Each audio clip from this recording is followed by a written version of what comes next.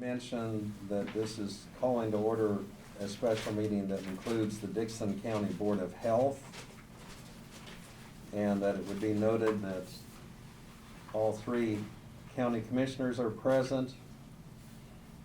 And per our discussion earlier, with apologies that we didn't get the information quicker, but the press has been advised and is present also.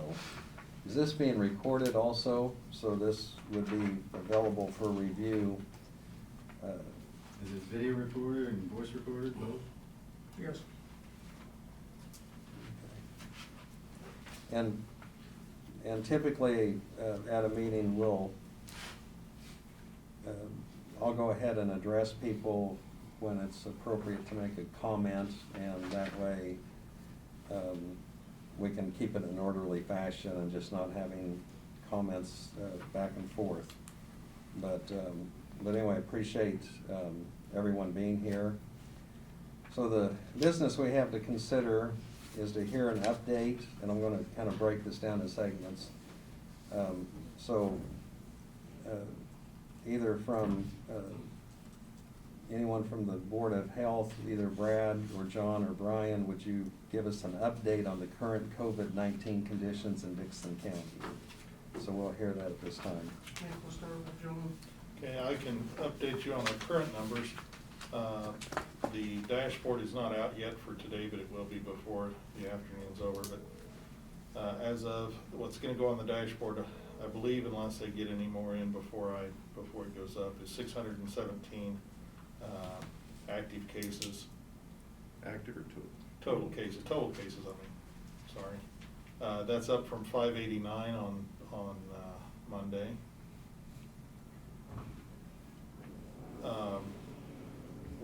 In the last month, we've had a total of 322 new cases, and 209 of those have come in the last 2 weeks. So averaging about 15 cases per day. So we certainly over the last month have seen quite an increase, and it's continuing, to increase as evident in the last 2 weeks. Statewide, we've seen the same. State, as of Monday, was at 122,741 cases.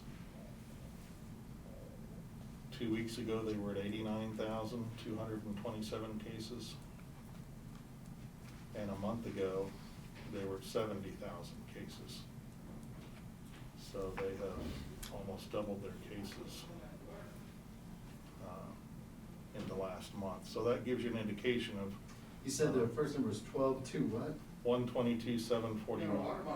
The double would be 140, or almost 20 shy of that. That's what I said, almost. Sorry. Well, almost would be 5 or 10. Okay, we're here to hear the report, so. Sorry, I'll be quiet. And we do have the that's a ability to, if it gets disorderly, we can take steps to have someone step out of the room. I won't say anything until you call me, sir. Okay, well, thank you. And all of those numbers are what was off of the state's website and what we track locally. So obviously the state numbers are what they have. I by no means keep track of that number, KDHE does. So obviously, and I think, from what we know around the state and what everybody's heard, I'm sure everybody's heard it on the TV, that cases going up in counties around us, all over the state, as well as statewide. So that's what I can give you as an update on the numbers. And, that's kind of what brings us here today, and talking about what we can do to try to slow those numbers down, because it is growing substantially.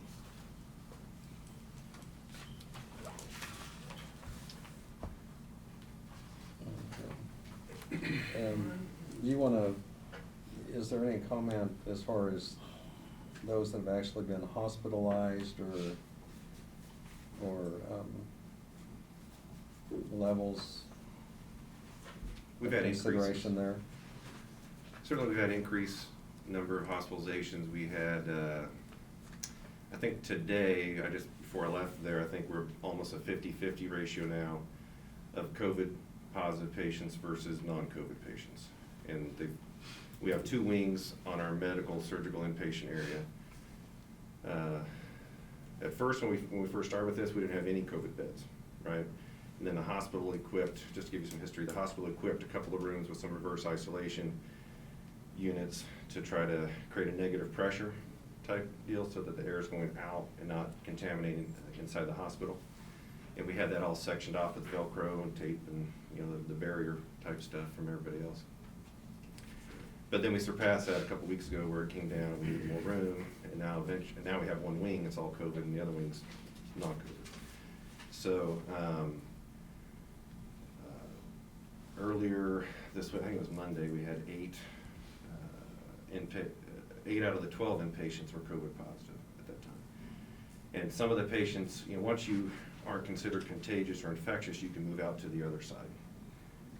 Okay, and so then you still have the COVID people we think are infectious on one side and the others over there. So there's a little bit of mixing.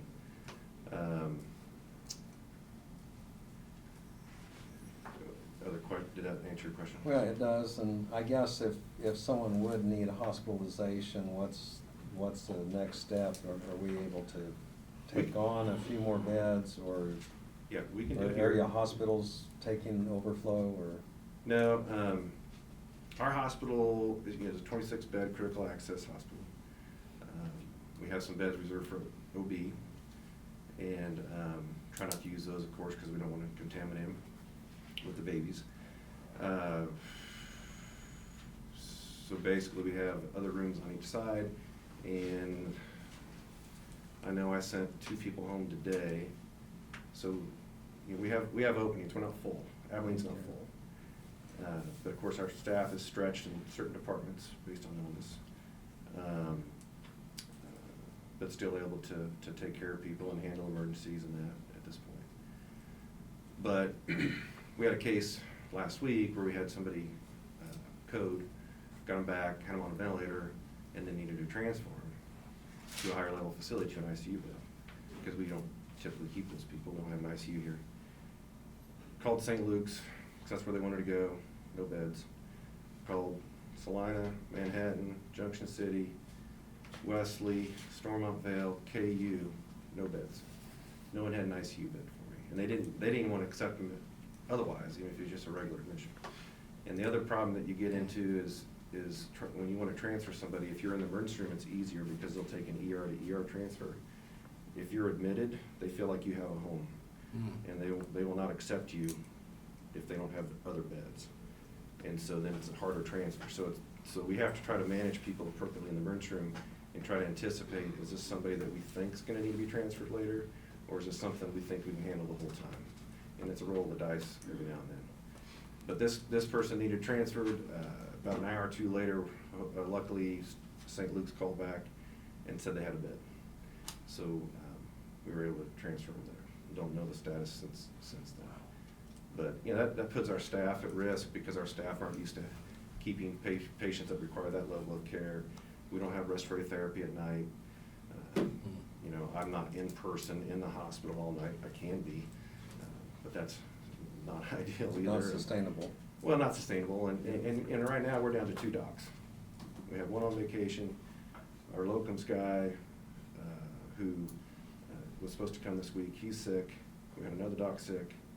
So, you know, resources are at risk. And I don't know that it's changed as far as ICU beds across the state.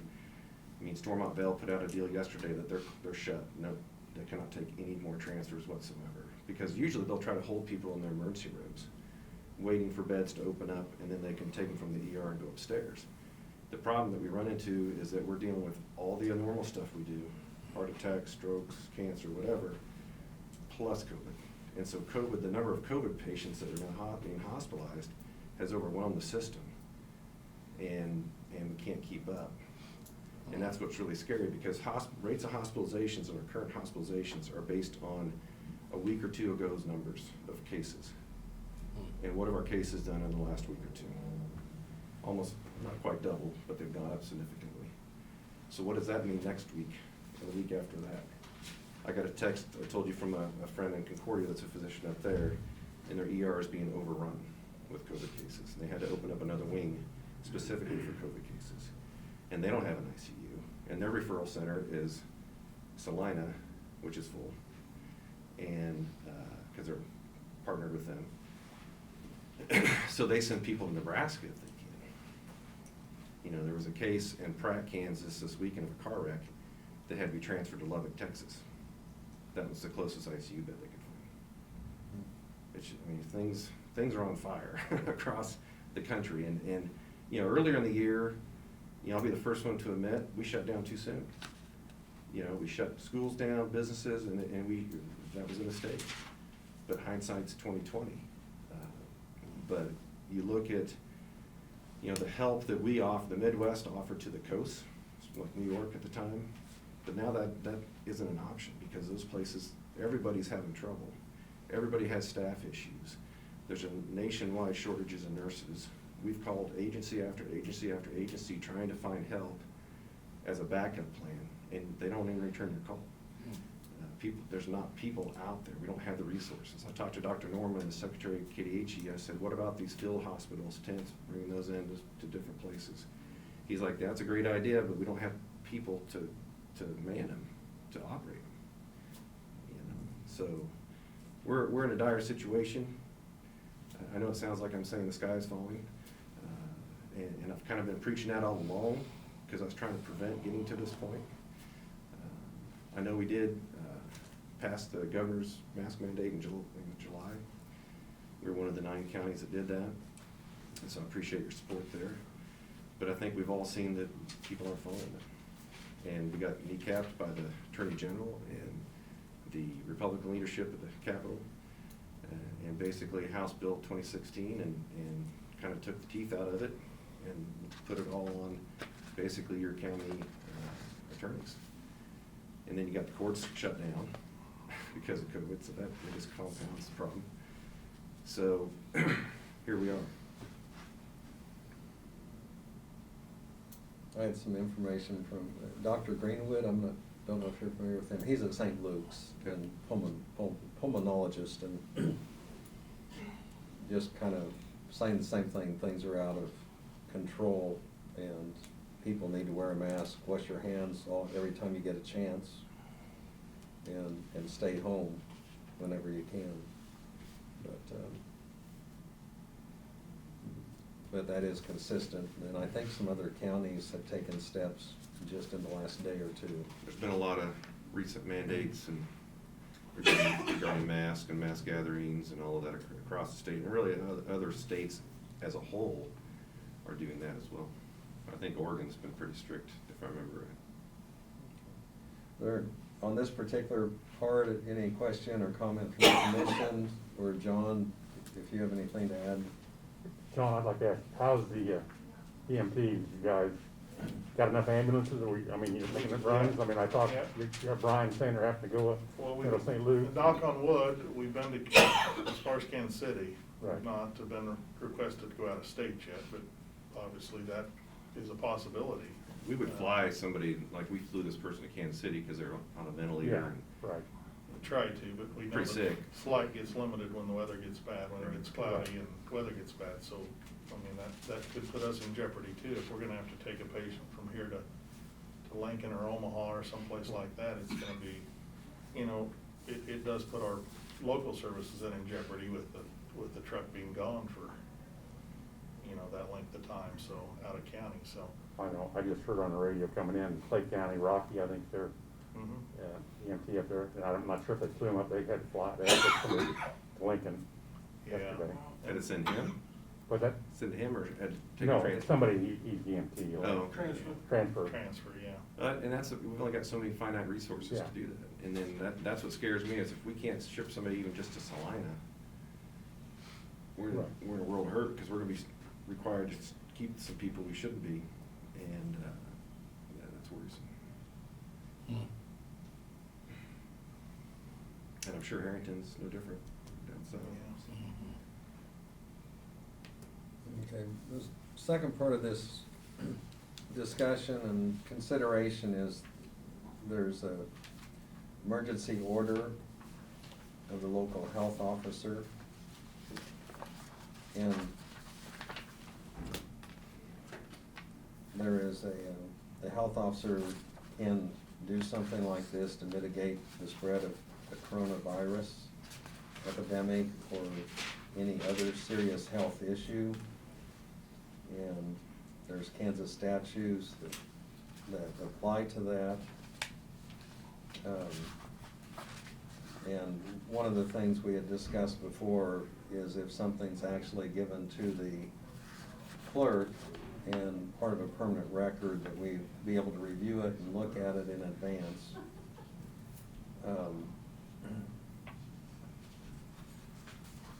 There's, Brad, do you want to make any summary remarks of that? And I've got a couple of questions. But, Well, I think in summary, this is kind of a compilation of a couple different counties of what they had used to try and fit our needs better than any other description. And essentially what it would do is provide an order whereby masking is required if you're out in the public. Anytime that you're not able to maintain a 6-foot social distance or, for 10 minutes. And then also it would require businesses to do the same with their customers. It also limits the mass gatherings. It kind of takes us back a phase or two, like in the first year, we kind of had our phases. Takes us back in that phasing to some degree, but it limits gatherings to 30 people or 50% of the rated fire capacity, whichever's less. So, because that's, I think you've heard John say before, but that's one of the places where, we've identified that some of these clusters are coming from. It seems like if you have a wedding in this county, as much as I appreciate weddings, don't get me wrong, I had one too, believe it or not, but weddings have significantly contributed to the numbers of COVID. I mean, they can directly tie them right back to weddings and funerals, so. Those are the types of things that whenever you get a bunch of people in close proximity, it's just inevitable right now, so. So it does deal with some of those things. It encourages curbside pickup for restaurants. It doesn't, this one does not close restaurants and require that, and encourages it, but it limits them to the number of people that they can have inside, back to that original phasing. And also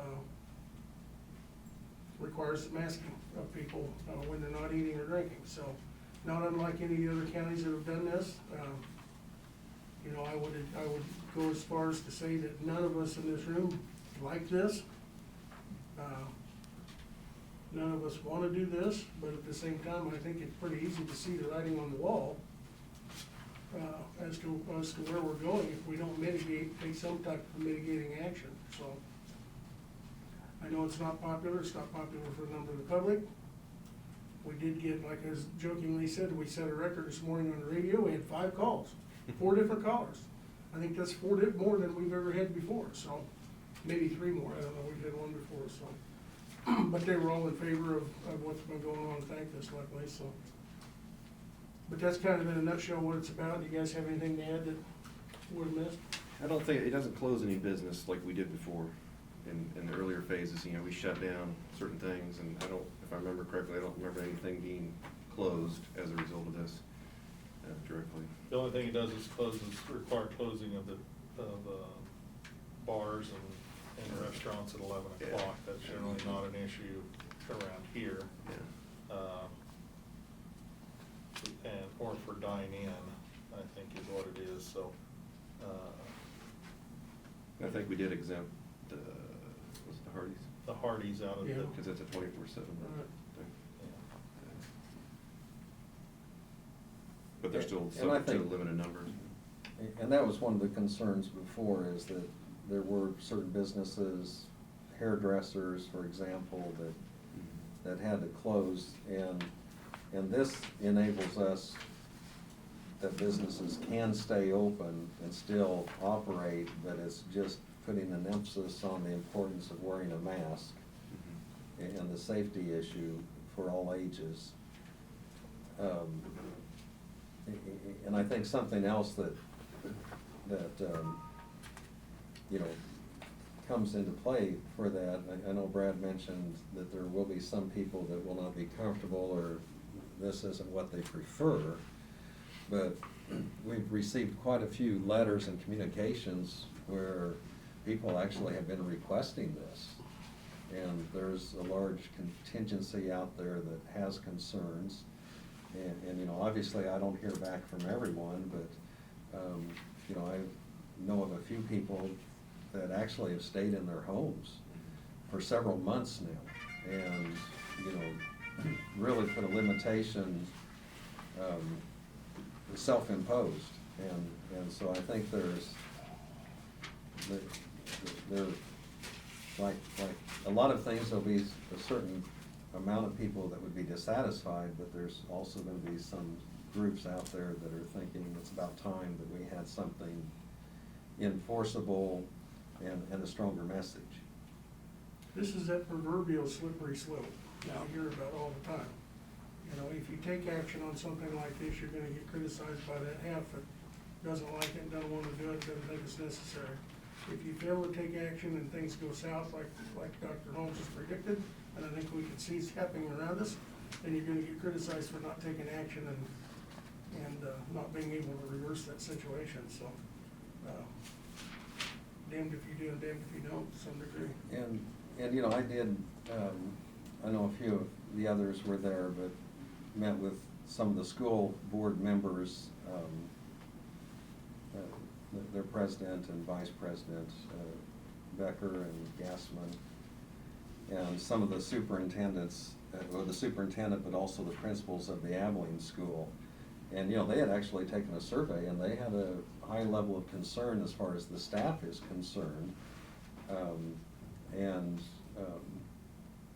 And, you know, basically, they kind of said the students are in compliance. I mean, they adapt well, and that's something they understand. And of course, they were coming from an issue, another issue, which is part of the big picture, but part of it, you know, how do they maintain the school and keep things going and things like that. But this is something that is for the entire county, and No cities are exempt from this, because there was some confusion before with the first county mandate that some people that lived in Abilene thought Abilene was excluded for some reason. okay. Other comments or questions from the commission?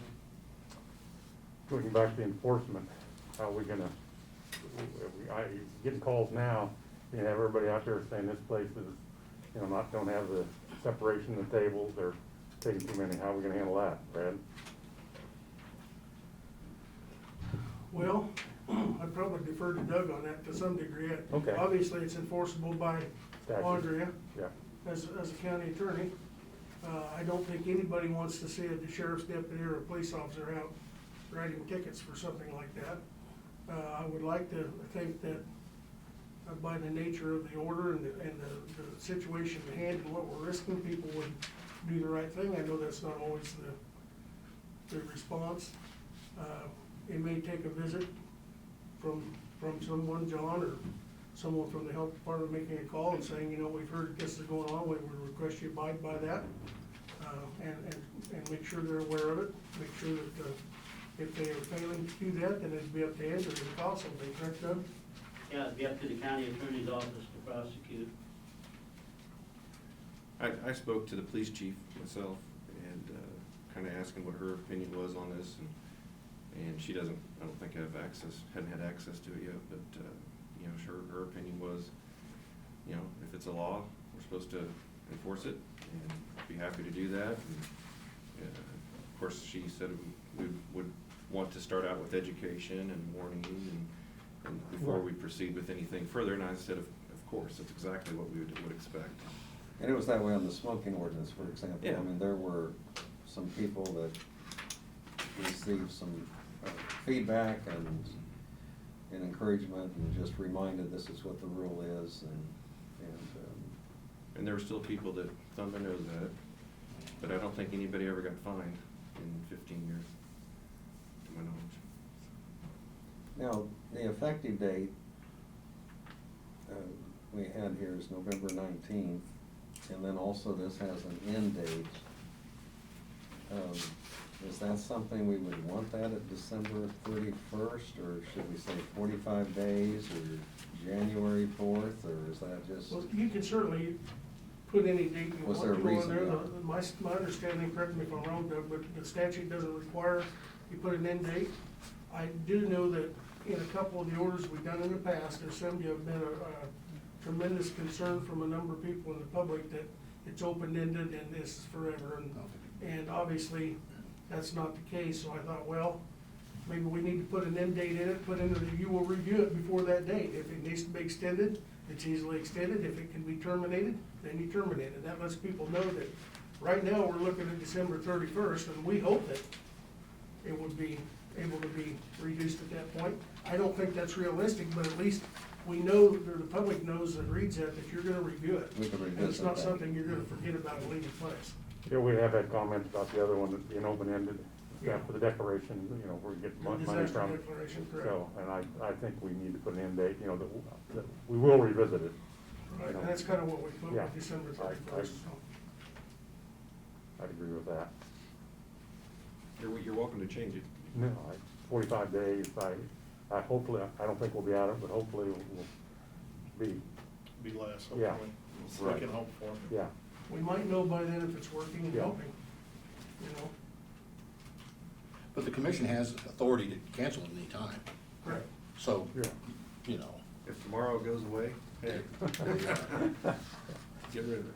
Okay, we've got the exceptions, persons age 5 and under, people with a medical condition or mental health condition or a disability, hearing impaired because of the need for communicating with people or maybe need to be able to read lips, I guess is why that's in there.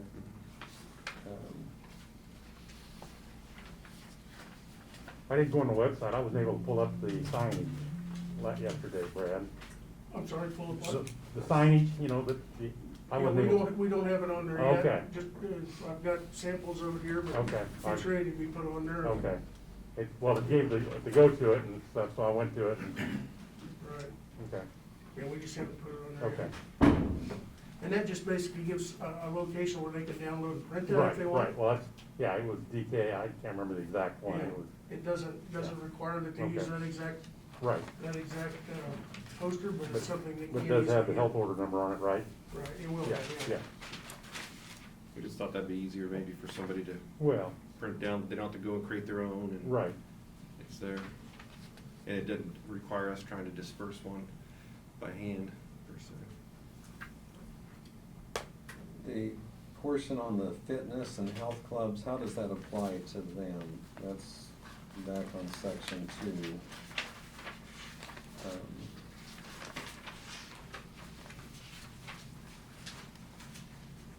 It talks about restaurants having curbside service encouraged and so on, but, I believe he closes the locker room part of it, okay. but, Bathrooms but- too. Yeah, but would limit the other two, the mass gathering and the 50% rule. Yeah.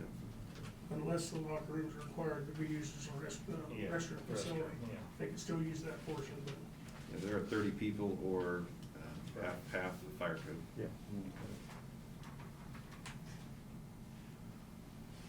And then there are some areas where it just talks about you should still try to stay on the 6-foot social distancing and things like that, so.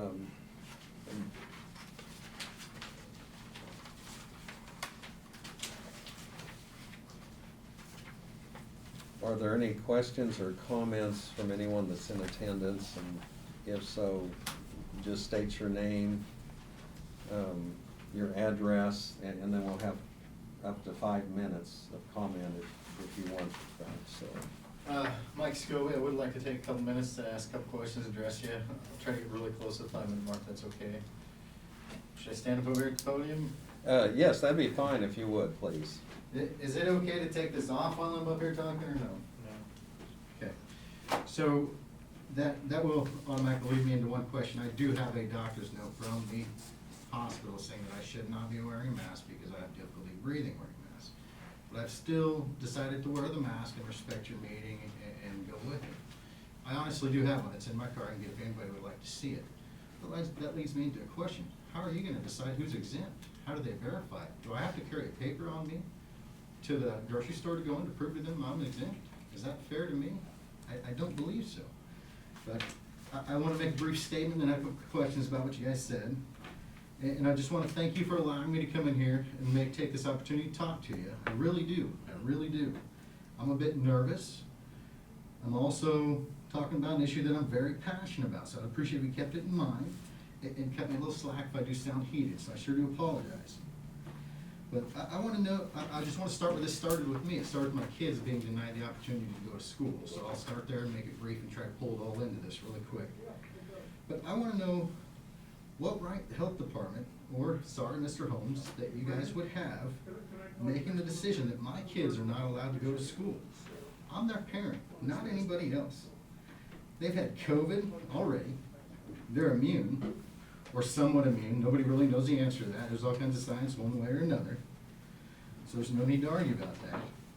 But I've spoken to several teachers at the Chapman School District who want to teach, both women, I won't throw their names out there, but they wanna teach. Why can't they teach? Why can't we let the kids that are immune, that have had this already, go to school if they wanna go to school? Why can't we let them go to school if their parents wanna sign a waiver? Everybody I spoke with at the school simply stated, this is what this attorney is telling, you know, these lawyers are telling Dr. Holmes he has to abide by. And I understand that everybody's concerned and worried about it, but everybody's like, well, this is what we're told, this is what we're told, this is what we're told. Nobody gets into anything about this. So I think parents should be allowed to send their kids, especially if they consent to it, and they are immune. We should have talked about this more before we made a decision. And it's your right, anybody in here that feels that their kids should not be in school because they are worried, and they've looked at the science, no matter what it is, whether you watch CNN or Fox, or you look at the CDC or your local health department, wherever you get your news, that's fine. You have the right to believe it the way you want to believe it and do what you want with your own children. I have no right to tell you that. I disagree with it, but I have not gone out advocating that we issue rules saying that your kids have to go to school. Your kids cannot have, be provided lunches from the school because you decided to stay home. There's all kinds of issues and rules that I could bring up and make too that I have not, because I would be impeding on your rights and your children's rights. And that is just not fair. Now, I wanted to know, I talked to those board members because I wasn't given an opportunity to discuss this with them, to tell them what was going on and how I felt about it. Nobody was, not a single person. They didn't notify anybody, say, we've got this going on, we're gonna have a meeting. What do parents think? Nobody was notified about it at all. I spoke to all but one board member over in Chapman today. 2 of them by phone. One of them told me he felt he's being retaliated against because he's not allowed to speak his mind in school board meetings. Another one told me he is not allowed to speak his mind because he knows he will be retaliated on. So 2 people at the Chapman School Boards that they know or feel that they're gonna be retaliated on for speaking their mind and telling the superintendent there what they feel should be done. We've had no discussion. Nobody said, what idea do you think would be good, Mr. Scobie? What idea would be good for your kids? You just made the decision that my kids aren't allowed to go to school. Now, I have one son, my youngest, who's a bit socially awkward. School's the best thing for him. Gets him in an environment, helps him get over his uncomfortability around others. It works miracles for this kid. This kid doesn't play any sports at all. Take that back, he does. He's played 1 or 2 here or there, but nothing he's really been wanting to stay in his whole life, besides wrestling. For the last 5 years, he's been 1-16. That means he won 1, lost 16. 1-2, lost 15. 1-3 or 4, lost 14. It's been a losing record for 5 years, but he has dedicated his life and made it a point to go back every single year to better himself and improve himself. That's one thing he was looking forward to the whole year. You just took that from him. You threw him in a group of kids that are There's studies out there saying 1 in 4 kids have contemplated suicide because of this lockdown, or have gone into deep depression because of this lockdown. What right do you have to throw my child in that bracket? I've got another son, my oldest son, into sports. He's the jock. Everybody loves him, knows everything. This kid come in here and charm the pants off all of you. But you know what? He's not that good at his grades. You know what he's doing home at Zoom? When I leave and go home at lunch, I catch him on Xbox. I have to tell him to get off. Neighbors' kids are all on Xbox. They're being little thugs. You got their little neighbor friends over there starting little leaf fires out in the yard, doing nothing all day long. Zoom does not work. We're at the 5 minutes, but. Sorry, I'll try to make it really quick. But yes, go ahead and just continue, maybe wrap it up in a minute. I will. or So two. he's got issues. He needs to be in school too, but he can't go there. He's stuck home playing video games. You know, and I don't need to mention specifics and go name names. I've been with 2 board members in this room in public settings where you haven't worn masks and you've sat within a foot of me. We're not all socially 6 foot distance. Sure, you're trying, you're not there, fine, I give you the credit for that. But nobody's following everything to a T like it should be followed too. You know, like I said, I've been to games where doctors have been there. The director of the hospital here in Abilene, he's gonna throw his name out there, Dr. Short, was there at the game, sitting on the bench, not socially distancing, shaking my hand and talking to me. This is late July, early August. You've got a doctor, a public figure that does not believe in that. It's not fair to enforce that on me. It's just not. If these masks work, your mask will protect you and me. I do not need to wear one. I just think that it's all got to, and where's it stop? You say we've got to wear a mask. What kind of mask? Is this one okay, effective? Are you going to change your mind on that? Are you going to say I have to wear a different style, a surgical mask, whatever the different brands are? Where's that stop? You know, what about, like I said, I'm having trouble breathing right now. I passed out on the floor from one of those house. Whose fault is it?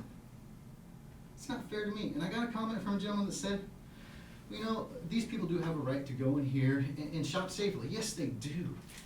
But I have a right to my beliefs and do what I want to.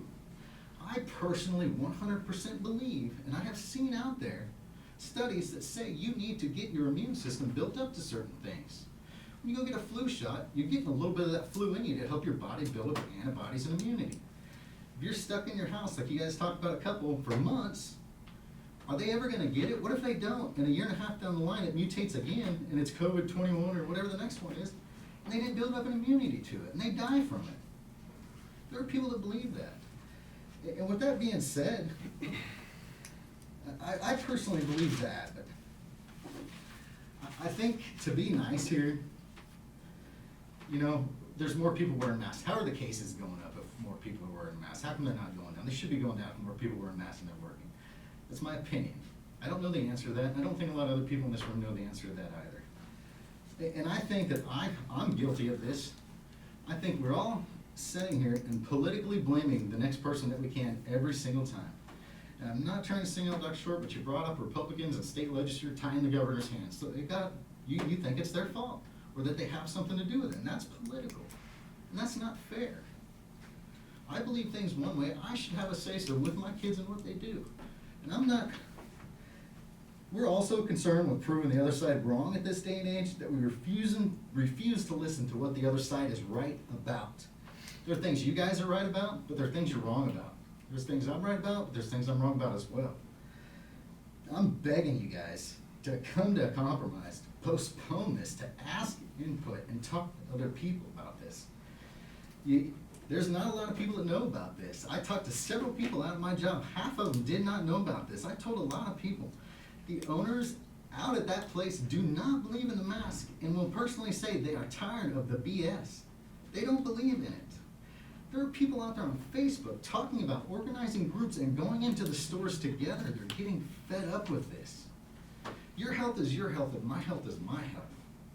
And if you want to compromise and me say, you know what, fine, you've got a point. You've got a right to go shop somewhere, do something yourself without being worried. You have to compromise with me. You have to tell me, yes, Mr. Scobie, you do have that right as well. And we should be trampling on your rights. Have you guys done anything else? Have you called the local business leaders and said, hey, can we work something out? If you guys are open from 6 in the morning till 6 at night, can we work it out from 6 to noon that the healthy people can come shop?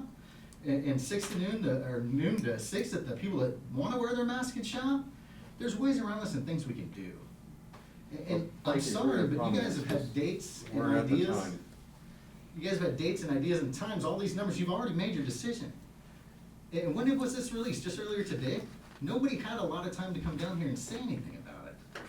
And if you've got dates and times and mandates and posters, if you've got posters of stuff that you're planning to get out, you've already made your decision. And that is not fair. I apologize for being rude and passionate and going over my time, but I'm not gonna follow this mandate. I won't. I will be part of the group that wants to go to the store. You guys cannot keep forcing this on people. Okay, Michael, thank you for your comments. And then can I ask just 30 seconds for a couple questions? Okay. We talk about the hospital being in capacity. I think you said there's 26 people. Only 12 people got COVID. 12 out of 6,800 people. How many is that? What's that percentage? We talk about, I called the health department. The ladies at the health department gave me the number to call the state, and they said, we strongly recommend that you call your state health department representative, or whatever she said, and advise them that you feel that these restrictions and testing guidelines are too stringent. 2 or 3 of them told me that. Your guy out here at the front, I'm sorry to throw him under the bus, but his specific words were, yeah, I'm tired of this mask mandate. I told Brad Harmon, the only reason we're wearing this is because we're tired of mask Nazis emailing him all the time. You got a guy out at the front that's supposed to represent the courthouse that feels that way. It's not right. You guys are pushing people, and it's just not okay. You know, and we talk about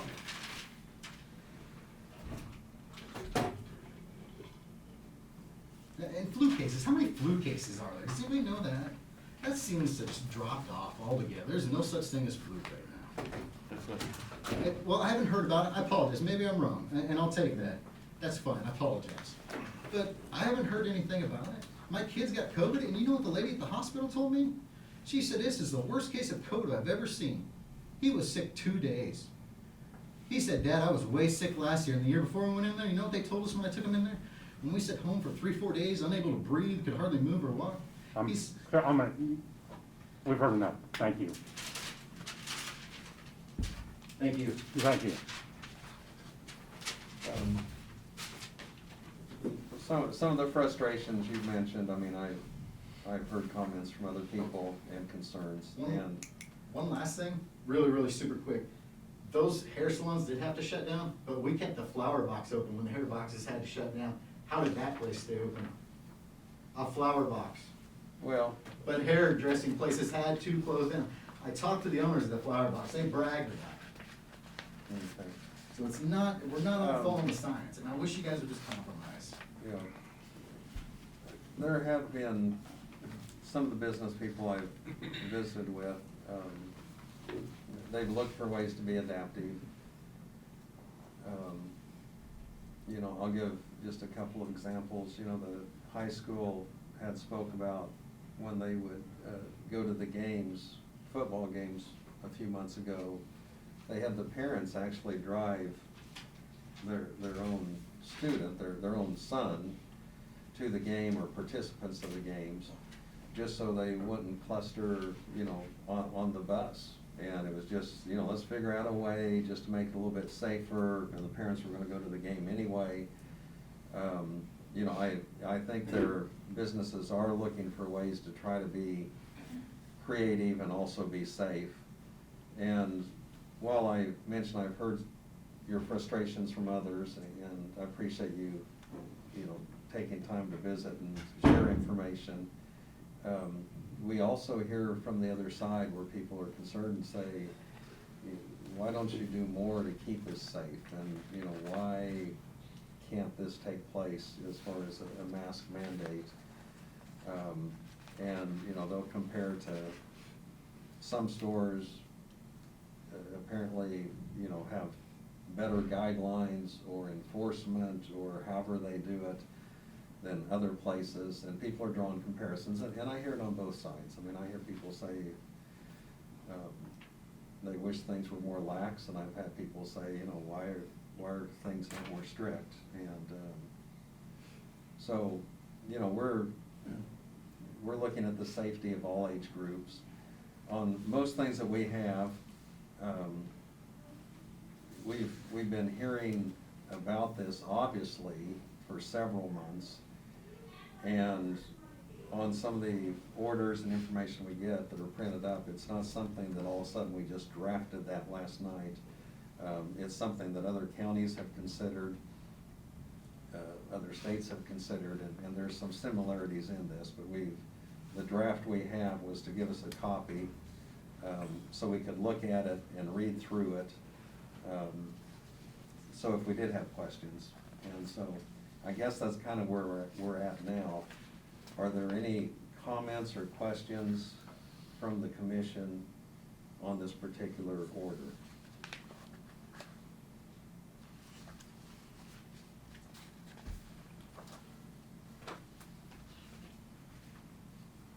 I'd make a motion, we can adopt emergency order of local health officer, health order number DK. It's bullshit rule, man. You guys Okay. overstepped your 01. boundaries. Good luck calling the cops on your fucking local citizens. Thank you for coming in. I'll second that motion. You're the guy that sat at the baseball games with me all freaking summer long, dude. I didn't rat you out, and here you are passing this crap. We didn't have to have them back then. They were suggested, and the only reason they weren't is because the Attorney General said, But I "Oh, was you out- made I that was- fact yourself, but now you're being a hypocrite, buddy." Hey, I was. Too bad. Good luck. Thank you for coming in. Hypocrite. Okay, so we have the motion and the second for this particular order, DK 11-01. Is there any discussion or question on that motion?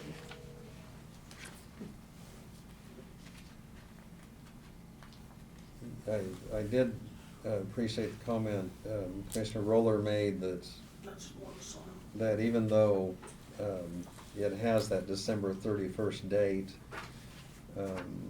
you know, statistically, if there's some improvements or changes or new information, we can revisit this before that date if it would feel necessary to extend it, or if it would feel necessary just to let it stay with that date, or to shorten the time lapse on that. So we do have that option. Any other comments? We've got the motion and the second. All in favor say aye. Aye. Opposed? Motion carries. So we will adopt this emergency order of the local health officer, DK 1101. It's unanimous. This does require the signatures of the commission and also from Dr. Holmes and our Director of Health Services, John Holtgren.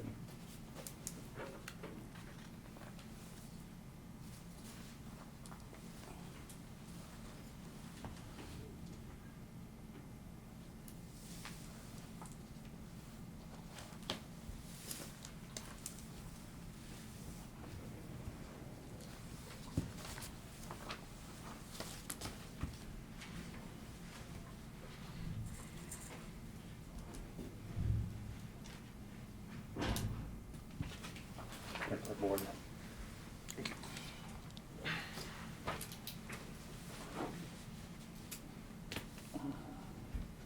You know, as mentioned before, this is it's taped, and it's taped for a purpose, and we always want to conduct things in an orderly fashion. And you know, if someone does get disorderly, it's, you know, that's something that can be subject of review. And so we want to encourage public comment, but we also want it in an orderly fashion, so. We do not have anything else to consider that I know of. Any comments before we would adjourn? I just want to thank you guys for your cooperation and